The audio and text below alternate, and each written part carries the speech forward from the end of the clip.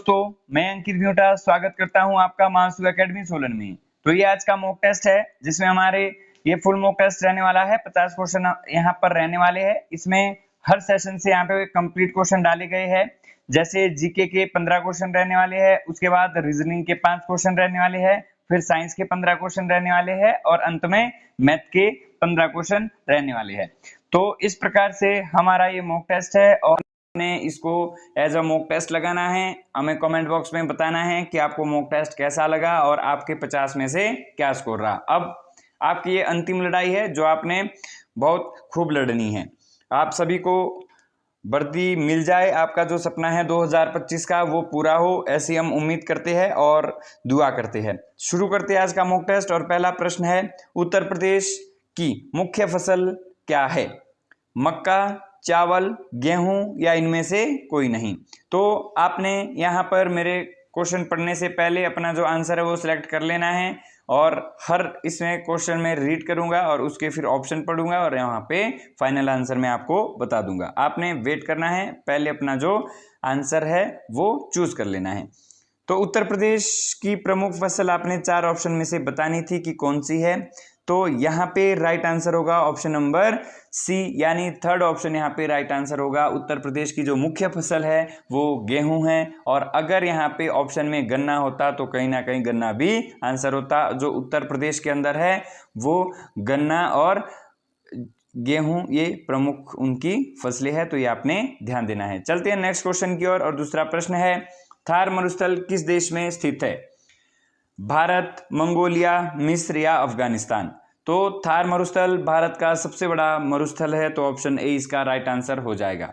जो थार मरुस्थल है वो पाकिस्तान और भारत में पाया जाता है। इसका जो क्षेत्र है भारत और पाकिस्तान दोनों देशों में फैला हुआ है। पाकिस्तान यहाँ पे ऑप्शन में नहीं था, तो ऑप्शन ए इसका राइट आंसर होगा। नेक्स्ट क्वेश्चन, रजिया सुल्तान को किस वर्ष में सिंहासनच्युत किया गया? 1243 में, 1249 में, 1246 में, 1240 में। तो जो रजिया सुल्तान है ये भारत की पहली महिला शासिका थी और इनका जो शासनकाल है वो 1236 से 1240 तक रहा हुआ है। तो यहाँ पे जो राइट आंसर है वो हो जाएगा ऑप्शन नंबर 4, 1240। ध्यान देना है, रजिया सुल्तान भारत की पहली महिला शासिका है। इनका ये जो था ये था इनका जो समय काल था शासन करने का 1236 से 1240। तो यहाँ पे ऑप्शन 4 इसका राइट आंसर होगा। चलते हैं नेक्स्ट क्वेश्चन की ओर। तटीय आंध्र प्रदेश और उड़ीसा अक्सर किस कारण से प्राकृतिक आपदाओं का सामना करते हैं? आपको ये बोलना है कि जो तटीयवर्ती हमारे यहाँ पे राज्य है, एक हो गया आंध्र प्रदेश, एक हो गया उड़ीसा, इसमें किस प्रकार की आपदा आती है? लोग कौन सी आपदाओं का सामना करते हैं? चक्रवात, भूस्खलन, भूकंप या बाढ़। तो जो ये तटवर्तीय हमारे राज्य है इनमें चक्रवात की आपदाएं आती है, तो ऑप्शन ए इसका राइट आंसर होगा। नेक्स्ट क्वेश्चन, विराट कोहली किस खेल से जुड़े हैं? टेबल टेनिस, क्रिकेट, हॉकी या बेसबॉल। तो जो विराट कोहली है ये क्रिकेट से संबंधित है, तो ऑप्शन यहाँ पे सेकंड राइट आंसर हो जाएगा। नेक्स्ट क्वेश्चन, भारत को वर्ष डैश में स्वतंत्रता मिली? कब मिली? 1947 में, 1946 में, 1945 में, 1950 में। तो जो हमारा भारत देश है ये 15 अगस्त 1947 को आज़ाद हुआ, तो इसका जो राइट आंसर है वो हो जाएगा option number A. Next question, Rajya Sabha में कितने सदस्य राष्ट्रपति द्वारा मनोनीत किए जाते हैं? 15, 20, 10 या 12। तो जो राष्ट्रपति है ये 2 प्रकार से सदस्य मनोनीत करता है, एक आपका लोकसभा से और दूसरा राज्यसभा से। तो यहाँ पे पूछा गया राज्यसभा से कितने मनोनीत करता है, तो राज्यसभा से जो मनोनीत करेगा यहाँ भी सभा आपने कर देना है। राज्यसभा से 12 सदस्य मनोनीत करता है और लोकसभा से 2 सदस्यों को मनोनीत करता है, ये आपने ध्यान रखना है। नेक्स्ट क्वेश्चन है, अशोक का अंतिम युद्ध कौन सा था? प्लासी का युद्ध, कलिंग का युद्ध, कालीकट का युद्ध या पानीपत का युद्ध।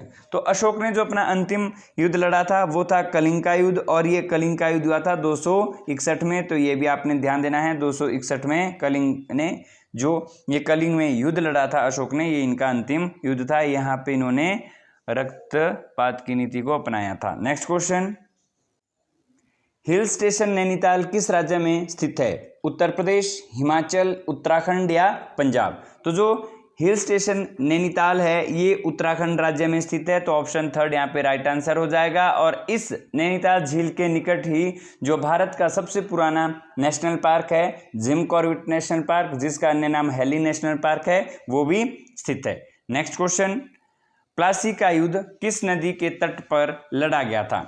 सतलुज नदी, भागीरथी जिसको हुगली के नाम से भी जाना जाता है, हुगली नदी यानी भागीरथी और हुगली, गंगा और यमुना। तो आपने ध्यान देना है जो प्लासी का युद्ध है वो 1757 ईस्वी में लड़ा गया था, 1757 में, और ये भागीरथी यानी हुगली नदी के तट पर ये लड़ा गया था। नेक्स्ट क्वेश्चन, भारत के लौह पुरुष के नाम से किसे जाना जाता है?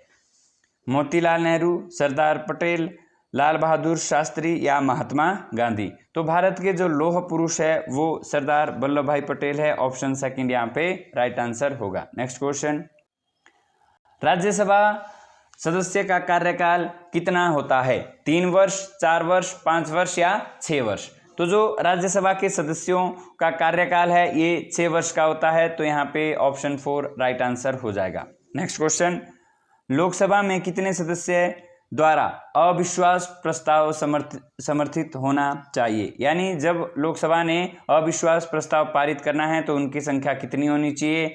50 सदस्यों की, 100 सदस्यों की, 40 सदस्यों की, या लोकसभा के कुल निर्वाचित सदस्यों में से 15%? तो जब लोकसभा के सदस्यों के द्वारा अविश्वास प्रस्ताव को समर्थ देना है, उसको समर्थित करना है, तो उसमें जो होनी चाहिए वो होनी चाहिए उनके 50 सदस्य। ऑप्शन ए इसका राइट आंसर होगा। नेक्स्ट क्वेश्चन, साइकिल का आविष्कार किसने किया? डनलप, मैकमिलन, फ्रैंकलिन या जेम्स रिट्टी? तो जो साइकिल का आविष्कार है वो मैकमिलन के द्वारा किया गया था, ऑप्शन सेकंड यहाँ पे राइट आंसर हो जाएगा। नेक्स्ट क्वेश्चन, विश्व बैंक का मुख्यालय कहाँ है? वॉशिंगटन, लंदन, न्यूयॉर्क या पेरिस? तो जो हमारा वर्ल्ड बैंक है इसका जो हेडक्वार्टर है ये वॉशिंगटन डीसी में स्थित है, ऑप्शन ए यहाँ पे राइट आंसर हो जाएगा। तो ये थे हमारे जीके के 15 क्वेश्चन। इसके बाद जो ये सेशन शुरू होता है ये रीजनिंग का सेशन है, तो उम्मीद करता हूँ कि आप इसको सॉल्व करेंगे। पेन और कॉपी आप निकाल दे, हम इसको यहाँ पे सॉल्व करने वाले हैं। तो रीजनिंग का पहला यहाँ पे प्रश्न है, दिए गए विकल्पों में से लुप्त संख्या ज्ञात कीजिए। 121, 112, फिर आपने ब्लैंक स्पेस 97 और 91, 86, इसके बारे में आपने बताना है। तो यहाँ पे पहले आ जाएगा आपका 121, 121 के बाद है 112, फिर ब्लैंक स्पेस, फिर आ जाएगा आपका 97, 97 के बाद आ जाएगा 91, 91 के बाद क्या आ जाएगा आपका 86। तो आपने क्या करना है, इसके बीच का स्पेस आपने देखना है। तो हम यहाँ से इसको पीछे से शुरू करेंगे। 86 यहाँ पे 86 है, 86 के ऊपर जाना है कि 86 से ऊपर जाओगे तो आप 91 पे पहुँचोगे। आपने देखना है ये गैप कितने का है। तो आप 86 में जब ऐड करोगे 5 तो ये आप 86 और 5 होता है 91। अब यहाँ पे आपने देखना है कि आपने पहुँचना है यहाँ से 91 से 97 पे पहुंचना है, तो ये गैप हो जाएगा +6 का। 91 और 6 कितना हो जाएगा 97। तो हम देख रहे हैं यहाँ पे 5 का गैप है, यहाँ पे 6 का है, तो यहाँ पे कितने का गैप हो जाएगा 7 का गैप हो जाएगा। तो 97 में जब 7 ऐड करोगे तो 7 और 7 14, यानी ये बनना है आपका 104। और 104 से जब यहाँ देखोगे तो गैप आना चाहिए 8 का, तो जब 104 में 8 जोड़ोगे 112 और यहाँ आना चाहिए 9 का गैप। तो पूरी हमने श्रृंखला नहीं निकालनी थी, हमने यहाँ पे ब्लैंक जो ये स्पेस है इसको भरना था। तो इसका आंसर आ रहा है 104 और आप देखोगे 104 किस ऑप्शन में है, तो ऑप्शन यहाँ पे सेकेंड राइट आंसर हो जाएगा 104। नेक्स्ट क्वेश्चन, निम्नलिखित विकल्पों में से अनुक्रम का अगला पद क्या होगा? अब सीरीज क्या है, ZA, फिर ZA के बाद है YB के बाद है XC के बाद है WD, और यहाँ पे आपने अगला जो पद आने वाला है ये बताना है। तो हम इसको ऐसे ही देखेंगे, यहाँ पे A आ रहा है, ये B आ रहा है, C आ रहा है, D आ रहा है, तो अगला क्या आएगा E। अब हम ऑप्शन में पहुंचेंगे, E किस किस के पास है, तो जो ई है वो सिर्फ यहाँ पे ऑप्शन नंबर सेकंड के पास दिया गया है, तो यही हमारा राइट आंसर होगा। और अगर आगे देखना है तो जेड से पहले क्या आता है, वाई से पहले एक्स आता है, एक्स से पहले डब्ल्यू आता है, डब्ल्यू से पहले वी आता है, तो यहाँ पे जो राइट आंसर होगा वो होगा वी ई। तो वी ई सेकेंड ऑप्शन में, तो सेकेंड ऑप्शन यहाँ पे राइट आंसर होगा। नेक्स्ट क्वेश्चन, एक निश्चित कोड भाषा में PRAISE इसका कोड यहाँ पे सामने दिया है और RESPIRE का कोड ये सामने दिया है। इसका अर्थ होता है कि जो इसमें जितने भी वर्ड है इसका जो कोड है ये सामने वाला होगा। जैसे पहले P है तो पहले नंबर पे यहाँ पे हैशटैग है, ये इसका कोड होगा। आपने इसको ऐसे क्वेश्चन बहुत किए और हमारे मॉक टेस्ट पे ऐसे काफी क्वेश्चन आते हैं और ये सबसे इजी होता है। अब यहाँ पे देखोगे कि आपने जो कोड है वो बताना है REPAIR, इसका कोड बताना है। तो सबसे पहले यहाँ पे R है, तो R यहाँ पे पहला अल्फाबेट है और यहाँ पे जो सबसे पहले सिंबल आया वो आया @ यानी सीधी सी बात, जो आपका R है इसका जो कोड है वो दिया है @ फिर उसके बाद हम E को देखेंगे, E यहाँ पे दिया है लास्ट में, तो E का जो कोड है वो है प्रतिशत, तो यहाँ पे परसेंटेज ये ई का कोड आ जाएगा। अब हमें चाहिए पी का कोड। अब पी कहाँ पे है, पी यहाँ पे पहले नंबर पे, और पहले नंबर पे यहाँ पे क्या आ जाएगा, हैशटैग आ जाएगा। तो हम यहाँ पे पी का कोड क्या करेंगे, हैशटैग करेंगे। उसके बाद हमें ए चाहिए हैं, तो हम यहाँ ऊपर देखेंगे ए यहाँ पे तीसरे नंबर पे है, तो तीसरे नंबर पे यहाँ पे डॉलर दिया है, तो जो ए का कोड है वो क्या आ जाएगा, डॉलर आ जाएगा। फिर उसके बाद आई देखेंगे, आई कहाँ है, तो हमने देखा कि आई यहाँ पे हमारे तीसरे नंबर पे है, तो यहाँ पे तीसरे नंबर पे 2 दिया गया है, तो आई का कोड क्या आएगा, 2 आएगा। अब अंत में आर का कोड चाहिए हैं, तो आर पहले नंबर पे है, पहले नंबर पे @ है, तो यहाँ पे @ यहाँ पे हमारा कोड निकल के आ गया। अब हमने देखना है कि ये किस ऑप्शन में दिया गया है, @ परसेंटेज हैशटैग $2 और @ तो ये थर्ड ऑप्शन में दिया गया है, तो ऑप्शन थर्ड यहाँ पे राइट आंसर हो जाएगा। नेक्स्ट क्वेश्चन, निम्नलिखित 3 विकल्पों में निश्चित रूप से एक समान है और एक विषम है, जोड़े ज्ञात कीजिए। यानी आपने जो यहाँ पे विषम दिया गया है, भिन्न का चयन करना है, विषम का चयन करना है। त्वचा, आंख, दिल और कान, तो यहाँ पे जो आपका डिफरेंट आ जाएगा वो आ जाएगा दिल, ऑप्शन नंबर थर्ड। क्योंकि जो त्वचा है, आंख है और कान है ये हमारे बाहरी अंग है, और जो दिल है ये हमारे आंतरिक अंग है जिनको हम छू नहीं सकते। बाकी ये तीनों ऐसे हैं जिनको हम टच कर सकते हैं। नेक्स्ट क्वेश्चन, एक पंक्ति में सुमित बाएं और से 12वें और दाएं और से 13वें स्थान पर है। पंक्ति में कितने छात्र है। तब जब आपका दायां बायां दिया जाए तो आपने क्या करना है, दायां प्लस बायां -1, तो दायां प्लस बायां -1 करना है। तो जो बाएं से है वो 12वां है, या आप बोल सकते हैं दाएं से 13वां है, और जो बाएं से है वो 12वां स्थान है -1, तो 13 और 12 ये बन गए आपके 25, और 25 में से माइनस करोगे 1 तो स्थान आएगा 24वां। अब देखना है कि यहाँ पे जो 24 है वो किस ऑप्शन में है, तो सेकंड ऑप्शन आपका राइट आंसर होगा। नेक्स्ट क्वेश्चन, हीमोग्लोबिन कहाँ पाया जाता है, हड्डी, जल, बाल या रक्त। तो जो हमारा हीमोग्लोबिन है ये पाया जाता है रक्त में, तो ऑप्शन 4 यहाँ पे राइट आंसर होगा। नेक्स्ट क्वेश्चन, गोबर गैस में कौन सी गैस मुख्य रूप से मौजूद होती है, carbon monoxide, carbon dioxide, methane या हाइड्रोजन सल्फाइड। तो जो हमारी गोबर गैस है जिसे मार्श गैस भी कहा जाता है, मार्श गैस, और इसका जो सूत्र होगा CH4। तो यहाँ पे गोबर गैस का जो मुख्य घटक है होता है मीथेन, CH4, तो मीथेन को ही मार्श गैस कहा जाता है, और मीथेन का सूत्र आ जाएगा CH4। आपने ये ध्यान देना है, काफी बार पूछा गया है मीथेन का सूत्र CH4। नेक्स्ट क्वेश्चन, संक्षिप्त शब्द इसरो का पूरा नाम क्या है। तो यहाँ पे आपने इसरो का पूरा नाम बताना है। आप 4 ऑप्शन पढ़ सकते हैं, और इसमें जो इसरो का पूर्ण रूप आएगा वो आएगा इंडियन स्पेस रिसर्च ऑर्गेनाइजेशन, यानी ऑप्शन नंबर ए। इसरो का पूरा नाम, इसरो की स्थापना भी आपसे पूछी जाती है, तो इसरो की जो स्थापना है वो 1969 में हुई थी। और अगर आपसे पूछा जाए इसरो का हेडक्वार्टर कहाँ पे है, तो ये बेंगलुरु के अंदर स्थित है। तो ये सारी बातें आपने इसरो के मामले में ध्यान रखनी है। इसरो की स्थापना 1969 में, हेडक्वार्टर बेंगलोर में, और इसका पूरा नाम Indian Space Research Organisation. Option A इसका राइट आंसर होगा। नेक्स्ट क्वेश्चन, निम्नलिखित में से कौन सा एक संशोधित तना है? गाजर, सेब, आलू या नारियल? तो जो एक संशोधित तना है वो है आलू। ऑप्शन थर्ड यहाँ पे राइट आंसर होगा। नेक्स्ट क्वेश्चन, पीलिया से पीड़ित रोगी की आंखें डैश रंग में बदल जाती है। जो एक पीलिया से रोगग्रस्त प्राणी होता है उसकी आंखें होती है पीली। तो ऑप्शन 4 यहाँ पे राइट आंसर होगा। क्वेश्चन नंबर 26, ऊर्जा का त्वरित स्रोत क्या है? एमिनो एसिड, ग्लूकोज, वसा या प्रोटीन? यहाँ पे बोला गया कि ऊर्जा इसमें से 4 ऑप्शन में से कौन सा ऐसा है जिसको खाने से जल्दी हमारी अंदर ऊर्जा आ जाती है। तो इसका राइट आंसर होगा ऑप्शन नंबर सेकंड, ग्लूकोज के खाने से ऊर्जा त्वरित आ जाती है, जल्दी आ जाती है। नेक्स्ट क्वेश्चन, मानव शरीर में अतिरिक्त ग्लूकोज यकृत में डैश के रूप में संग्रहित होता है। यानी ये बातें आपने ध्यान देनी है कि जो अतिरिक्त ग्लूकोज हमारे शरीर में भंडारित होता है वो यकृत में होता है, और उसको कहते क्या है? 4 ऑप्शन में से आपने बताना है, ग्लाइकोजन, ग्लिसरॉल, ग्लूकोजन या ग्लिसरीन।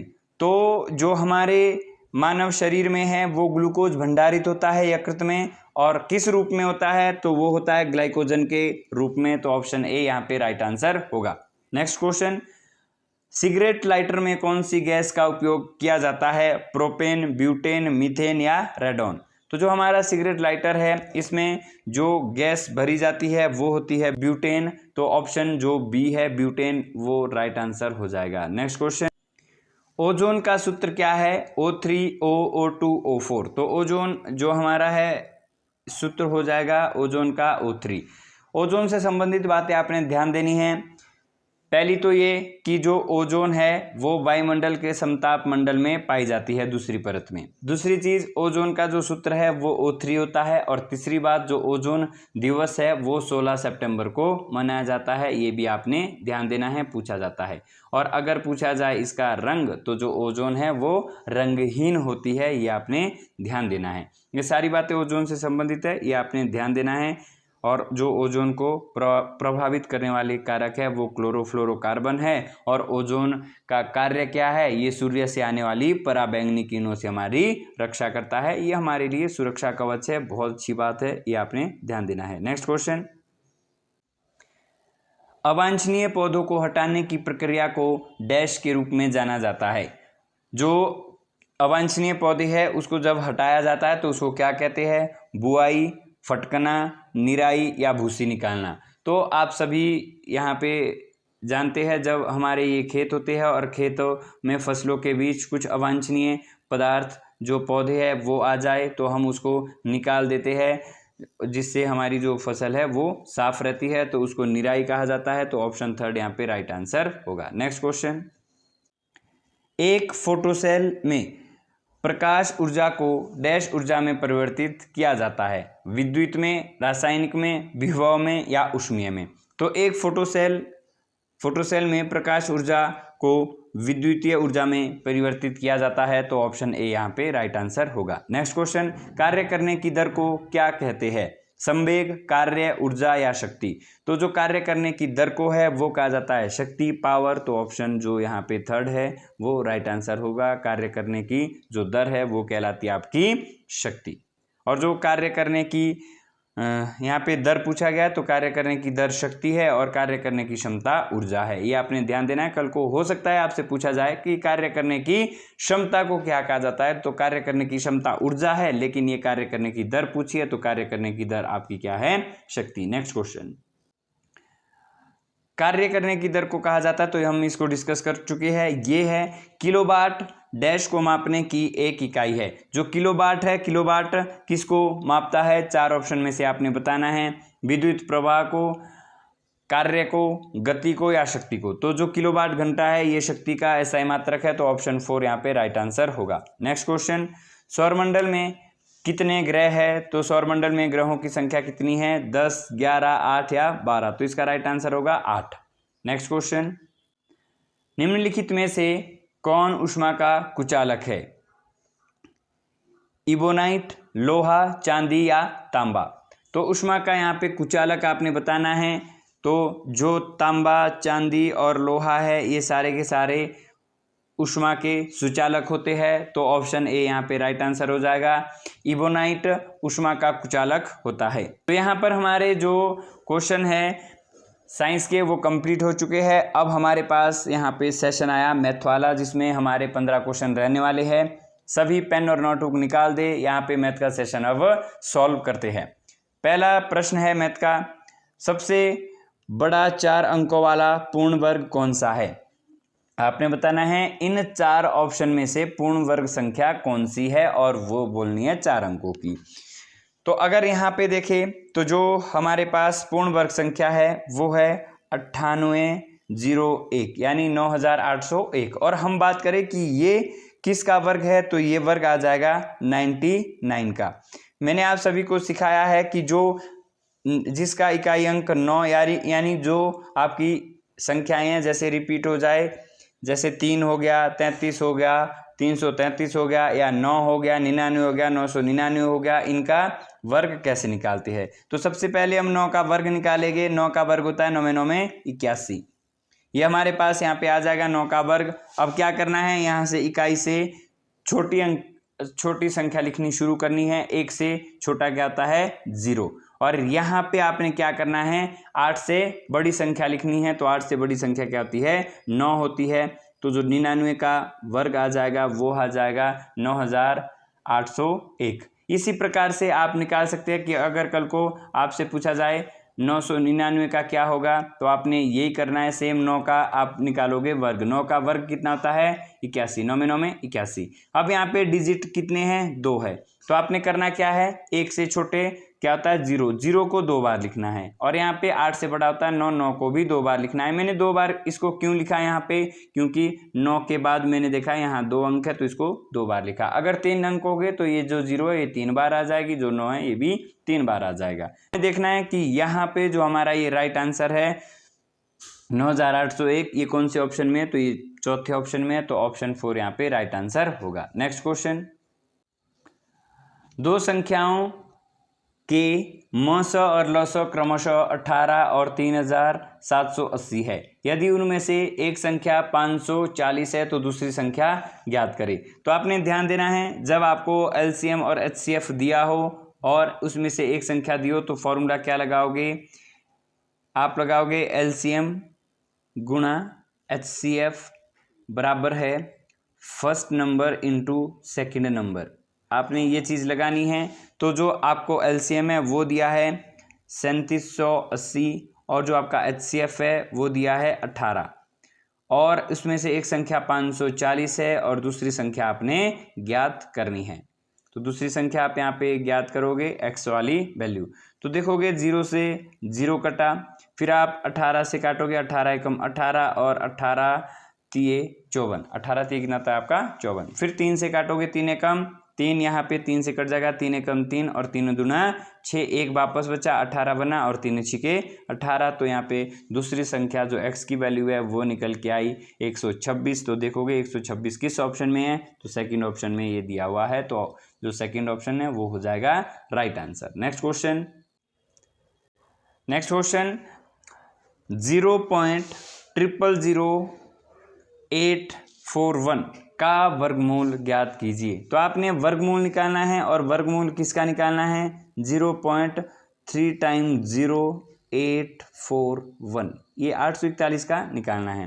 तो हमने सीखा है कि हमने जो पॉइंट के बाद है वो देखना है संख्या कितनी है 841, पूरी संख्या कितनी है 841। अब हमने यहाँ पे पॉइंट के बाद देखने कितने डिजिट है, तो पॉइंट के बाद 6 डिजिट है। तो हम सीधी 6 जीरो यहाँ पे लगा देंगे, 1 2 3 4 5 6 जीरो हम यहाँ पे लगा देंगे। और अब आपने ये बताना है कि जो यहाँ पे 841 है ये किस संख्या का पूर्ण वर्ग है। तो 841 पूर्ण वर्ग आ जाएगा 29 का। तो यहाँ पे हम लिख देंगे 29। और नीचे देखोगे जब अंडर रूट में वैल्यू होती है तो 2 जीरो की 1 जीरो आ जाती है, इन 2 जीरो की 1 जीरो आ जाती है और इन 2 जीरो की 1 जीरो आ जाती है। यानी जो यहाँ पे दिया गया है ये 10 लाख, ये किसका है 1000 का। अब इसके बाद क्या करेंगे, जितने आपके पास हर में 0 है उतने अंक पहले आप दशमलव लगाओगे। तो यहाँ पे 29 है और दशमलव के बाद कितनी 0 है, यहाँ पे आप नीचे देखोगे 1 2 3 0 है, तो दशमलव कहाँ लगाओगे, इकाई से 3 अंक पहले, 1 अंक 2 अंक 3 अंक, 3 अंक पहले दशमलव लगाओगे। तो हमारा जो आंसर है वो कितना आ जाएगा, 0.029। तो 0.029 यहाँ पे फोर्थ ऑप्शन में दिया गया है, तो ऑप्शन जो यहाँ पे 4 है वो राइट आंसर हो जाएगा। नेक्स्ट क्वेश्चन, हल कीजिए और हल क्या करना है, 2100/50। इसको आपने हल करना है तो 0 से 0 आप कैंसिल आउट कर दोगे, 5 एकम 5, 5 चौका 20, वापस 1 बचा, 1 से 10 बना और 5 दूनी 10। तो यहाँ पे जो आंसर है वो कितना आया, 42। ये थर्ड ऑप्शन में दिया गया है। नेक्स्ट क्वेश्चन, उस वृत्ताकार बेलन का आयतन ज्ञात कीजिए जिसकी ऊंचाई 15 सेंटीमीटर और आधार की त्रिज्या 7 सेंटीमीटर है। तो यहाँ पे जो निकालना है वो निकालना है बेलन का आयतन। तो बेलन का आयतन क्या होता है, πr²h। पाई की वैल्यू कितनी होती है, 22/7, और जो हमारे पास त्रिज्या दी है वो दी है 7। तो यहाँ पे 7 का स्क्वायर है तो हम 7 कितने बार लिखेंगे, 2 बार, और जो ऊंचाई है वो दी है 15। तो यहाँ कैंसिल आउट हो जाएगा, 7 से 7 हम कैंसिल आउट कर देंगे, तो जो वापस बचता है वो बचता है 22 गुणा 7 गुणा 15।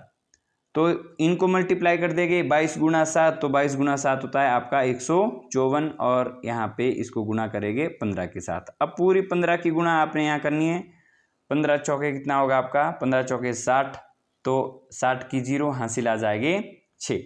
फिर यहाँ पे गुणा कर दोगे 15 से, 15 पंजे 75, 75 और 6 कितना आता है 81, तो हासिल कितने रहेंगे 8। फिर 15 एकम 15, 15 और 8 कितना होता है 23। तो ये जो आंसर है 2310 सेंटीमीटर क्यूब में आ जाएगा। तो हमने देखना है कि जो 2310 सेंटीमीटर क्यूब है कहाँ दिया है, तो ये ऑप्शन ए में दिया गया है, option A is the right answer. एक व्यापारी ने 17 बोरी चावल को 1020 रुपये में बेचकर कुल 51 रुपये की हानि उठाई, प्रति बोरी क्रय मूल्य ज्ञात कीजिए। तो ध्यान देना है कि 17 बोरियां एक व्यापारी के पास थी और उसने उसको 1020 रुपये में बेच दिया। तो हम एक बोरी की यहाँ पे सेलिंग प्राइस निकालेंगे। तो एक बोरी का जो सेलिंग प्राइस है वो आपने निकालना है। तो 17 एकम 17, 17 छिके 102। तो एक बोरी का जो सेलिंग प्राइस है वो कितना आया, 60 रुपये। अब हमें पता चला कि जो उसने उसको बेचा था वो कितने में बेचा था, वो बेचा था 1020 में। तो अब यहाँ पे उसने 51 रुपये की हानि उठाई, यानी जो हमारा कॉस्ट प्राइस है वो कितना आएगा, 1020 रुपये में तो उसने उसको बेचा था, लेकिन उसे 51 रुपये का लॉस हुआ। तो इसका मतलब है जो उसने खरीदा था वो कितने का खरीदा था, 1071 रुपये में उसने इसको खरीदा था। तो क्रय मूल्य हमारा 1071 आ गया, लेकिन उसने पूछा कि ये 17 बोरियों का है, आपने बताना है एक बोरी का। तो यहाँ पे इसको किससे डिवाइड कर देंगे, 17 से हम इसको डिवाइड कर देंगे। 17 एकम 17, 17 छिके 102, और यहाँ पे वापस कितने बचते हैं, 5 बचते हैं, तो 51 बनेगा। 17 तिये 51, तो एक बोरी का जो क्रय मूल्य है वो है 63 रुपये। ये ऑप्शन नंबर 3 में दिया गया है। 1 मीटर तार से बने वृत्त का क्षेत्रफल ज्ञात कीजिए। तो सबसे पहले आपने ध्यान देना है, ये आपका 1 मीटर है और 1 मीटर से आपने 1 मीटर तार है, जैसे ये मान लो आप, ये 1 मीटर पूरी की पूरी तार है। अब इससे क्या बनाना है आपने, इससे बनाना है एक वृत्त। तो वृत्त का मतलब होता है परिधि। जब आपने एक सीधी तार से एक गोल वृत्त बनाना है तो वो क्या बन जाता है, पूरा सर्कल बन जाता है, जिसको आप क्या बोलते हो, परिधि। तो यहाँ पे आपने किसका फॉर्मूला लगाना है, वृत्त की परिधि का। तो वृत्त की परिधि का फॉर्मूला क्या होता है, वृत्त की परिधि होती है 2πr।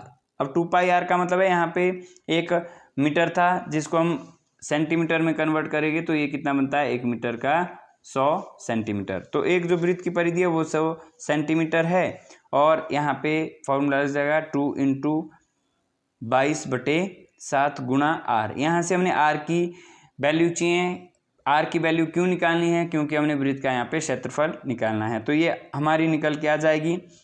जब हम इनको कैंसिल आउट करेंगे, 2 से काटेंगे तो 11 दूनी 22, 2 से काटेंगे तो यहाँ कितना आ जाएगा, 50। फिर 2 से काटेंगे, 2 एकम 2, और यहाँ कितना आना है आपका, 25 आना है।